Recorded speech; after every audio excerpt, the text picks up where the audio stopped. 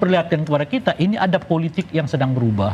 Kalau dulu Pak Prabowo yang kelihatan ingin terus mendatangi Pak Jokowi, sekarang sebaliknya Pak Jokowi yang mendatangi Pak Prabowo. Oke. Mengapa itu bisa terjadi? Ya karena boleh jadi posisi politik Pak Jokowi hari demi hari makin melemah.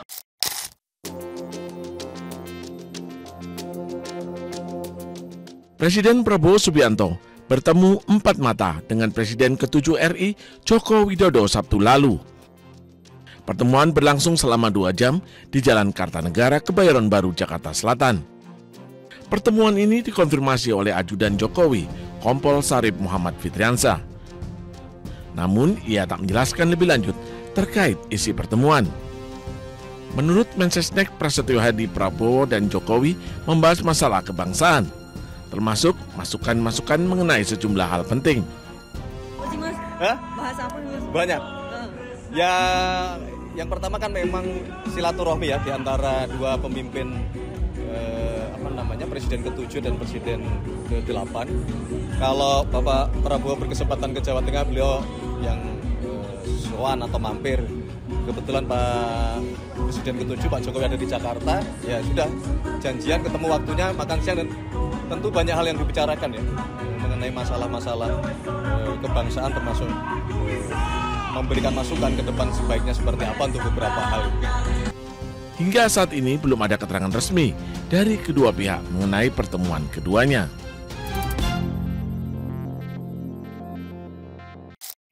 Makin menunjukkan kepada kita bahwa suasana politik memang berubah. Seperti yang sudah saya sinyalkan 6 bulan yang lalu. Ketika Pak Prabowo bertemu dengan Ibu Mega, saya mengatakan saat itu, ini udah terbalik nih.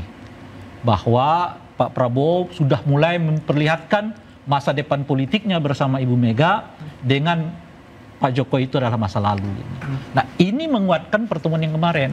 Kalau biasanya yang kita lihat itu adalah Pak Prabowo yang datang mengunjungi Pak Jokowi, sekarang nggak ada babi bu, tiba-tiba udah bertemu, datang dari Solo Pak Jokowi ke Hambalang, Kartanegara.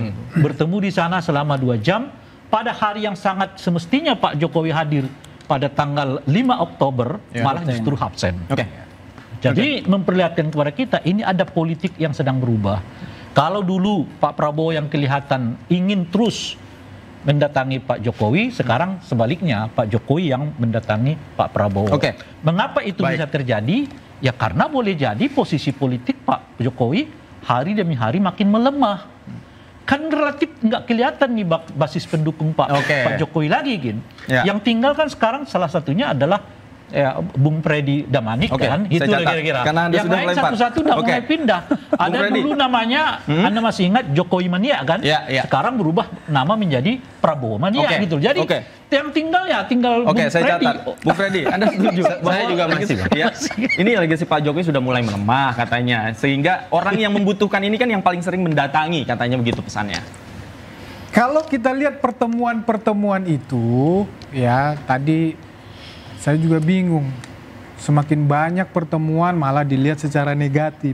Harusnya pemimpin yang sering ketemu, apalagi ya Presiden Prabowo dan Pak Jokowi ini sudah komitmen dari awal keberlanjutan. Memang ini bersama sampai 2029. Ini bagi bagi orang, bagi kelompok-kelompok yang berfantasi kedua tokoh ini akan menjauh. Ini mohon maaf aja, mimpi kalian, naif kalian, saya bilang begitu. Iya, jadi akan terus-menerus pertemuan ini terjadi. Ada kelompok-kelompok yang ingin keretakan antara Jokowi dan Prabowo menurut Anda? Ya banyak lah, banyak. Dan pertemuan ini menyiratkan pesan bahwa hubungan keduanya baik-baik saja. Di antaranya itu, hubungan keduanya baik-baik saja. Itu tadi bahasa saya, pentingnya stabilitas politik. Ya ini di tengah-tengah, ya isu provokatif, adu domba segala macam. Ini penting. Ya, sangat penting kedua tokoh ini bertemu. Ya banyak misalnya, kita nggak usah inilah. Misalnya ketika Pak Prabowo, mohon maaf ini, mengeluarkan amnesti. Misalnya banyak di grassroots pendukung Jokowi yang kesal. Contoh ini. Dan ini kan mereka harus melihat bahwa tokoh mereka yang mereka puja itu, katakan seperti itu, ternyata tidak ada masalah. Ternyata tidak ada masalah. Ayo kita dukung ini pemerintahan. Ini menguatkan itu gitu loh. Itu salah satunya.